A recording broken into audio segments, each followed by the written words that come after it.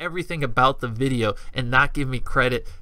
It just really makes me mad. That's my unique and original idea. Yeah, that's actually MrBeast, the biggest YouTuber on the planet, making a video calling out the Smith Plays for copying his video idea. I really had to go digging through the depths of the internet to find this one, so for some incredibly needed context here, before he became the biggest YouTuber ever, MrBeast was a half Call of Duty, half opinion related channel. There's even some videos of him playing zombies, which is really interesting because he wasn't actually terrible. Getting to round 46 on Buried in 2014 or 2015 was pretty impressive for a non-zombies YouTuber. Anyway, so in 2015, MrBeast uploaded a video called The History of the COD Community on YouTube, where he lays out the important YouTubers, where they began making content, and provides a bit of history on them. I think it's actually a really cool video idea that someone should revisit nowadays, and there's a distinct layout of things for sure that was definitely unique at the time. But then 11 days later, the Smith Plays uploads this video, which is still on his channel, called A Complete History of the Call of Duty Zombies YouTube Community, and in that video, Pat uses, let's be honest here, the exact same looking format, and the whole style of the videos is the same. Like, to me, there is no question, even just based on the titles and format being used, that Pat looked at MrBeast's video and copied what he had made, only changing multiplayer YouTubers over to zombies ones. Then a few days passed after Pat's video, and MrBeast makes his response video that you guys saw a portion of, called The Smith Plays Stole My Original Idea. I do appreciate just how upfront that title is, by the way, and in the video itself, MrBeast shows how both intros use nostalgic clips from really old YouTube videos. Next is the similar timelines I already mentioned, followed by a few minutes of MrBeast just venting about how he felt the whole thing was scummy, and to be fair, it was. Especially because the Smith Plays actually left a comment on MrBeast's original video saying it was really good. That is the definition of being caught in 4K, holy shit. Some additional important context here is, at the time, MrBeast maybe had 1,000 or 2,000 subs, and the Smith Plays had over 500,000. Even MrBeast says that getting a shout out or a mention in Pat's video would have doubled or tripled his channel size, which, yeah, at the time I definitely could see something like that. Nowadays, there is a link in the description to MrBeast's now deleted video, but it doesn't mention his name in it anywhere, and was probably added after MrBeast made his video calling him out. Did this all end up hurting MrBeast in the end? Well, no, obviously not. He's the biggest YouTuber of all time, but this does bring up an interesting alternative timeline. If Pat had given him that shout out and MrBeast had gained thousands of more subscribers playing Call of Duty, would he have ever left and become what he is now? I also just realized that MrBeast has a weird relationship with the zombie scene as a whole. His lead thumbnail guy that makes all of them on his channel for years now has been Chucky, former member of the Z House. But he also has this weird thing that happened with the Smith Plays, who is also a Z House member, and it's really cool actually, because it's an interesting part of zombies history that I'm honestly, I'm so glad the Lost Media Archives exist, because this isn't on MrBeast's channel anymore and could have been wiped to history. But now we can move on to something that you guys might be a little bit more familiar with. Black Ops 4 had a notoriously rough development cycle with enough crunch to make Nestle jealous. And obviously when things aren't going well, some decisions start to be made. Another thing Black Ops 4 was known for was having difficult Easter eggs that even today are still being solved. So when a Treyarch employee who worked on the Easter eggs for Black Ops 4 claimed he was fired for a miscommunication about his lunch break time, it all popped off. Right after being fired, he headed over to Reddit where he told his story of being fired, then proceeded to leak the steps for most of the remaining Easter eggs that the community hadn't solved yet. Luckily, he didn't leak any of the future plans for Black Ops 4 or any of the impossible Easter eggs, and I assume this was really only because he didn't know how they were done or simply didn't know that they exist since he hadn't worked on them. But this was all still pretty damaging. Black Ops 4 already sank like the Titanic on launch, and one of the few things people were still interested in was the Easter eggs and the story. Having a few of these side Easter eggs get solved through leaks was somewhat deflating, if that was even still possible, which most people didn't think it was at that point. To compound things even further, for DLC 1 Dead of the Night, the Easter egg was almost entirely leaked. This time it was because a different Treyarch employee told a friend all of the steps, who then went into some live stream chats and started giving out all the steps all the way until the end. Presumably this was this person trying to feel cool because they had this information no one else did and wanted to make their mark on the community. Then at the same time, Glitching Queen had gotten steps from yet another person who apparently worked at Treyarch, but she had gotten it days before, so she sat around with the cutscene footage for a while before releasing it right before everyone else finished using the steps, so they didn't completely get legitimate either. Really confusing, but anyway, point around this time was that Treyarch was leakier than a paper boat, resulting in the least hyped DLC season Treyarch has ever made, which is really sad because the Ether storyline finishing should have been more important. And here's another one that's going to cause some debates about in the comments. When Die Rise first released, there was a bit of a broken strategy. If you built a Sliquifier and dropped down the elevator shaft to the room where the Galvanuckles are, you could sit right outside of this room forever. Zombies would only spawn from this one area, and with the Sliquifier having an unlimited chaining effect, round 150 could be completed in one shot without any real risk to the player. World records were going crazy, even with dumbasses like me reaching round 140 in like 6 hours with no effort. I still remember this being in an Xbox Live party with some of my friends from school. A little bit after launch though, a platform was added outside of this room that spawned zombies as well, which was meant to break the strategy, but players instead just moved inside of the Galvanuckles room and sat in a corner, which was just as effective if not a little bit slower. That's when Treyarch made the decision to nerf the Sliquifier altogether. It can now only chain about 100 zombies if used extremely well, and it now takes multiple shots after round 100 to start that chaining effect. Pretty much overnight, playing Die Rise was changed forever, and it took another 6 or 7 years until someone was able to reach round 150 again, this time using the trample steam and a lot of skill. But here's my hot take: I don't think the Sliquifier should have ever been nerfed this severely. Treyarch designed a gun that was meant for zombies to slip on it and not climb up slopes when they were affected by it. Why should the players be punished because we found optimal ways to use it and the thing wasn't tested properly? Even today with the nerf Sliquifier, we still camp until round 100 where most people just end their game because it stops working. It's an artificial barrier, at least let us have some fun. I understand changing the specific spot with the Galvanuckles, but come on, just let us keep our fun gun. Buried even had this problem too, but even more of an extent because the Paralyzer used to kill zombies forever, which is just ridiculous for a gun with infinite ammo. But on launch, that was the reality until it was nerfed to the point where it cannot kill a full health zombie past round 64 anymore. It's basically completely useless. My opinion is that if it seemed balanced enough in testing, then it should stay that way, because taking stuff away from players after you've released it is not very cash money. And because yesterday was the reveal of MW3 Zombies, and that's caused, let's call it a little bit of controversy, let's talk about it. So what we know is there's not going to be any round-based zombies at launch at least, and there will be a DMZ Zombies hybrid mode. You complete missions and exfil on a timer, but there's also going to be Easter eggs, boss fights, wonder weapons, perks, and raids like we've always had in Zombies before. For what it's worth, I'm not meat riding the mode at all. It really could be dog shit for all I know, but I am interested in it though, because some people thought that DMZ was also going to be dog water, but it actually turned out to be really popular, even making its own niche that right now probably rivals the size of Zombies the time it releases. As long as MW3 Zombies isn't as bad as Vanguard, even if it's kinda mid, then I'll take it as a huge W going into Treyarch's year, which I have big expectations for. If you want some more juicy drama like how the most famous Zombies match ever played was fake, then check out this playlist on screen right now. Thanks for watching, love you, bye bye.